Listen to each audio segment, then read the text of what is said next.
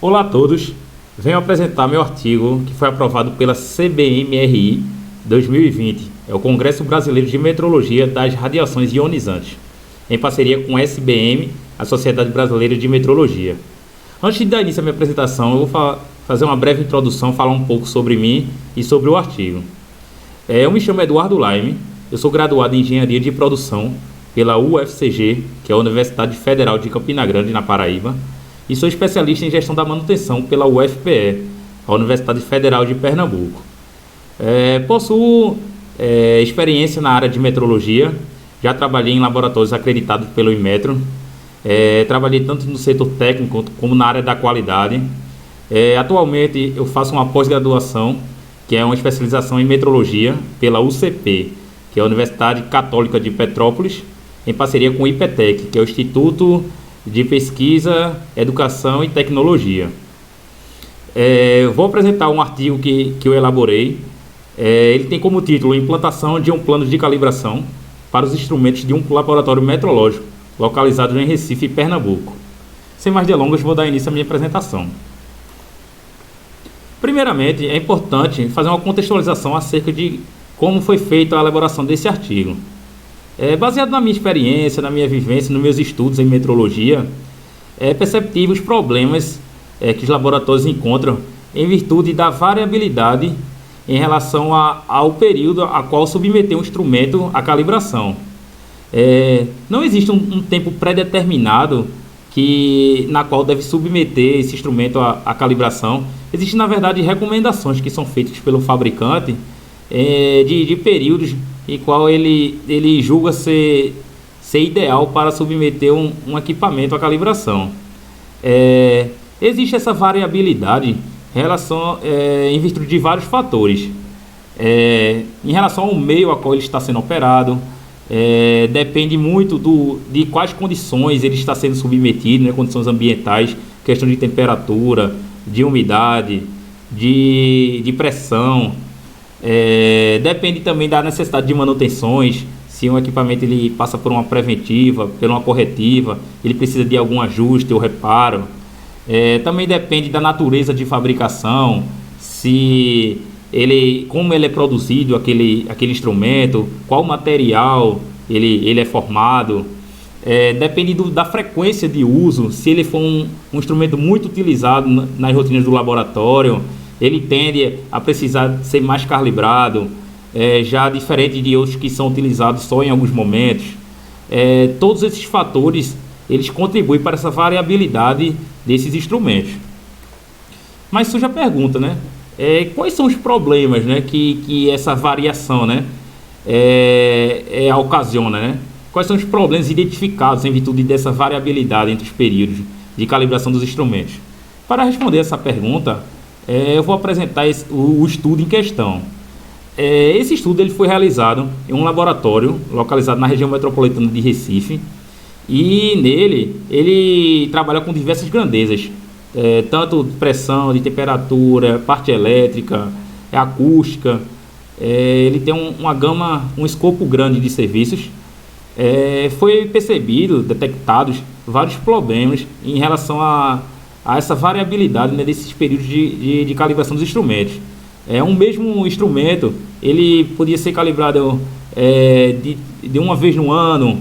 Em alguns momentos ele foi calibrado em um período menor, porque passou por uma manutenção, precisou consertar algo do equipamento, ou em algumas vezes foi verificado que ele mantém um bom rendimento metrológico, daí pôde estender mais esse período, ele só foi calibrado depois de 2 anos.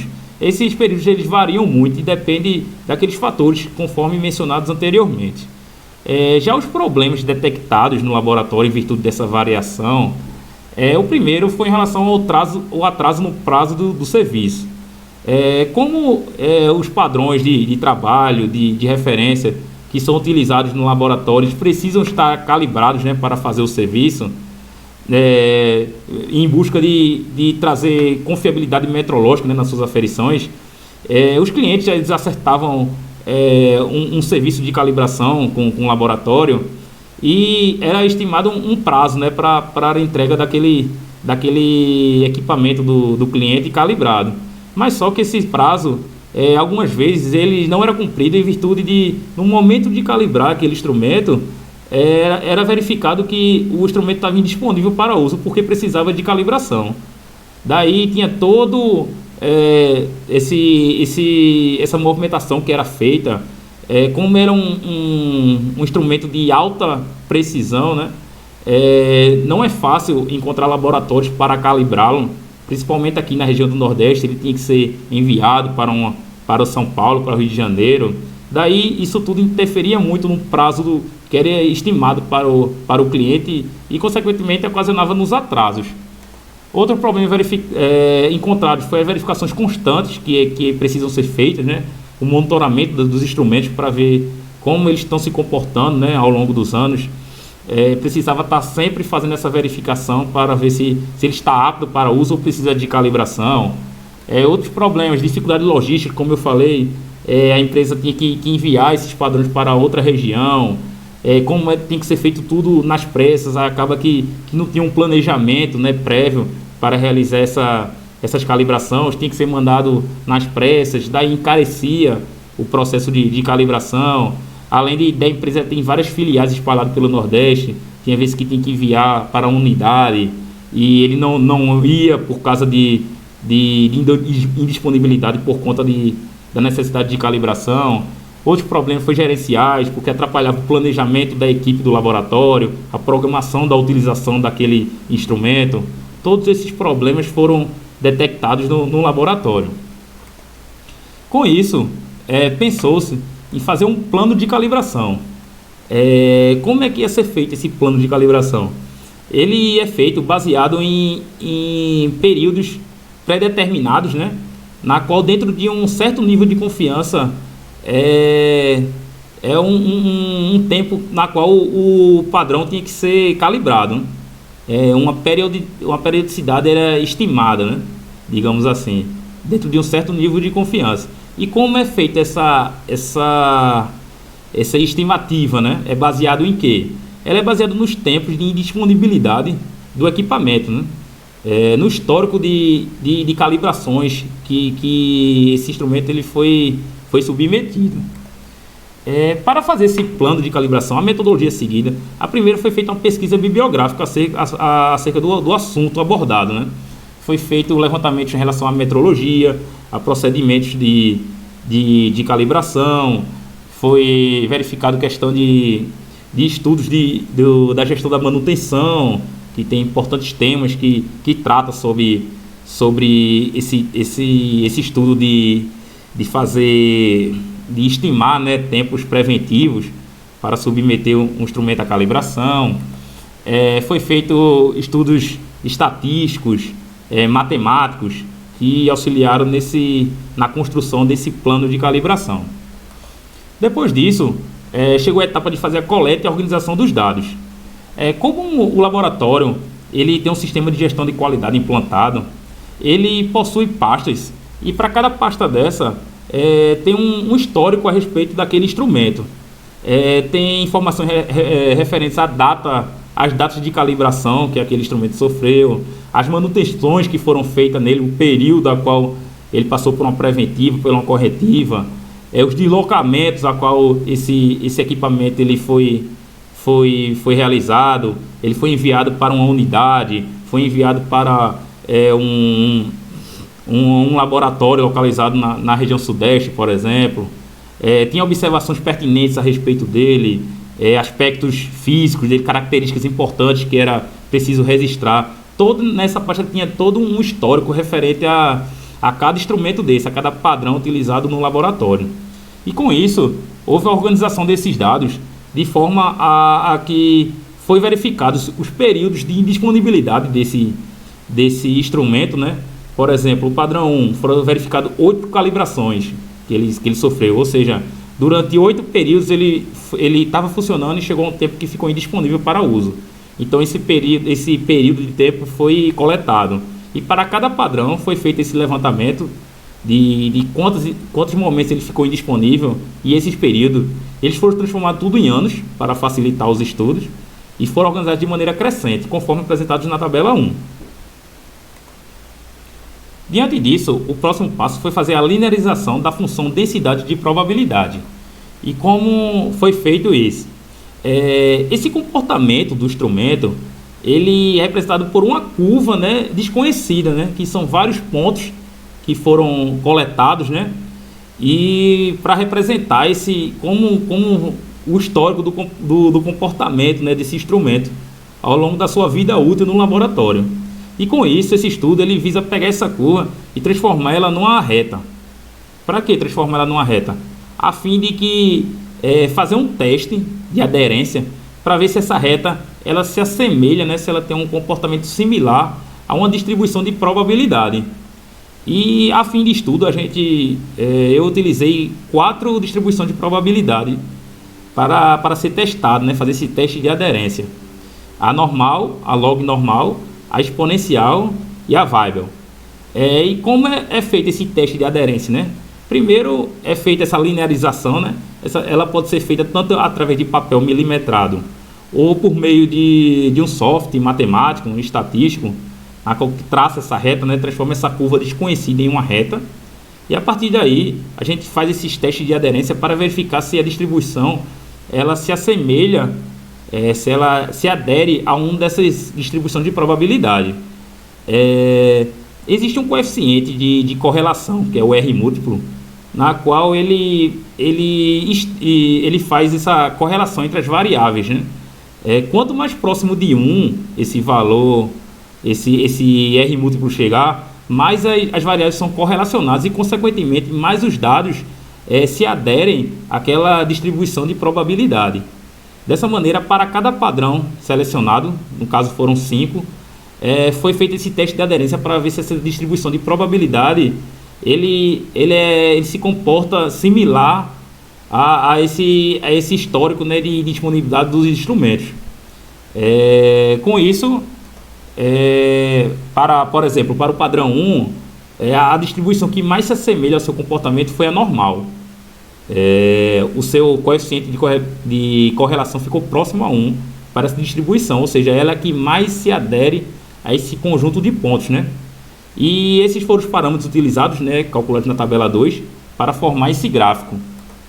Como vocês podem ver, o padrão 1, essa reta que foi formada pelos seus tempos de indisponibilidade, e o azul mostrando a aderência da normal em relação a essa reta, né?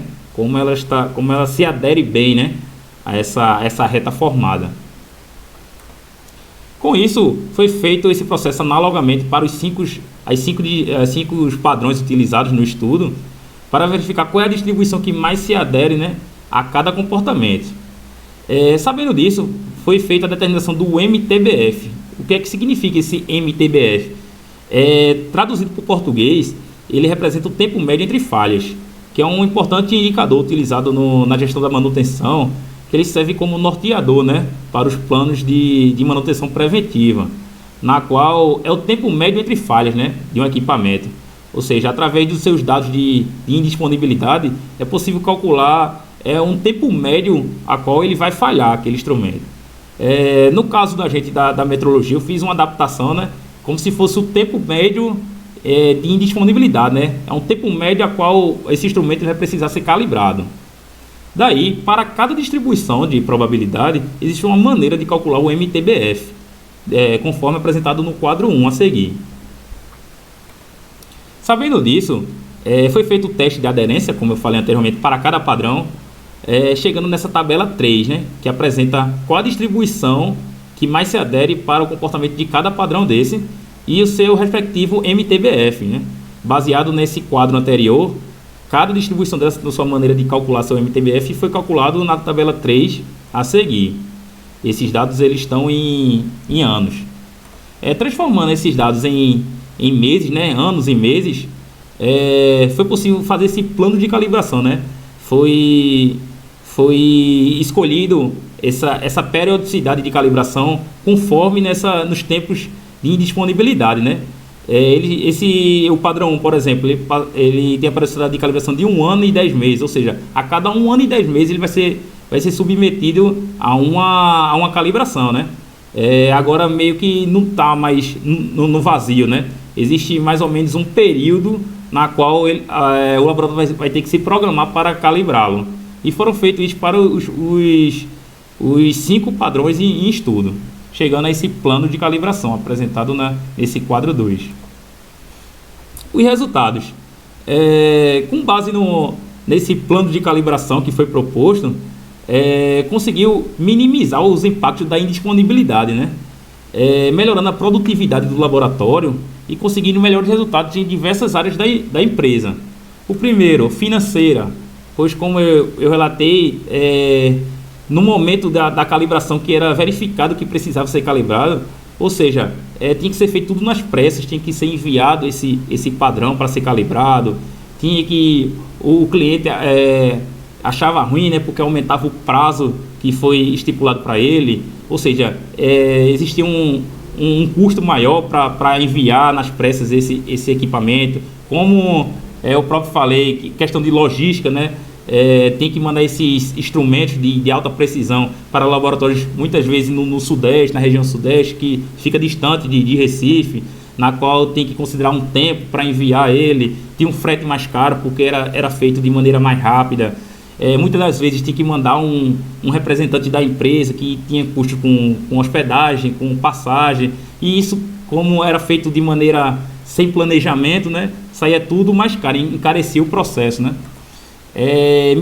Minimizava impacto na qualidade, né? Por exemplo, a gente tinha um prazo mais assertivo que era combinado com o cliente.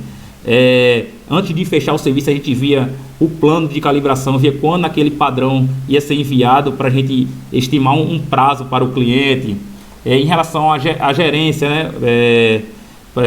Teve vários ganhos também em relação a planejar melhor as atividades da equipe, planejar melhor o uso daqueles padrões, né? Como a empresa tem várias filiais espalhadas pelo Nordeste, esse planejamento do uso dele ficou bem melhor, né? Baseado nesse tempo de indisponibilidade, né? Que ele vai precisar ser calibrado. Antes de enviar para qualquer canto, é analisado esse plano, né, de calibração e ver se esse instrumento está próximo de ser calibrado ou não. Teve vários ganhos, né? Aumentou consideravelmente a produtividade, né? Essa proposta de plano de calibração.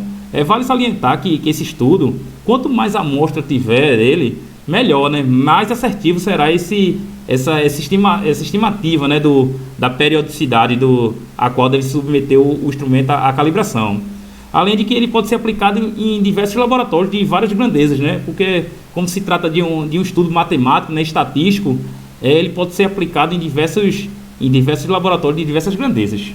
Com isso eu fecho minha apresentação, deixei algumas referências aqui que foram utilizadas para a construção do artigo, e é isso, fico disponível para perguntas. Agradeço a oportunidade de estar apresentando aqui meu artigo. Valeu!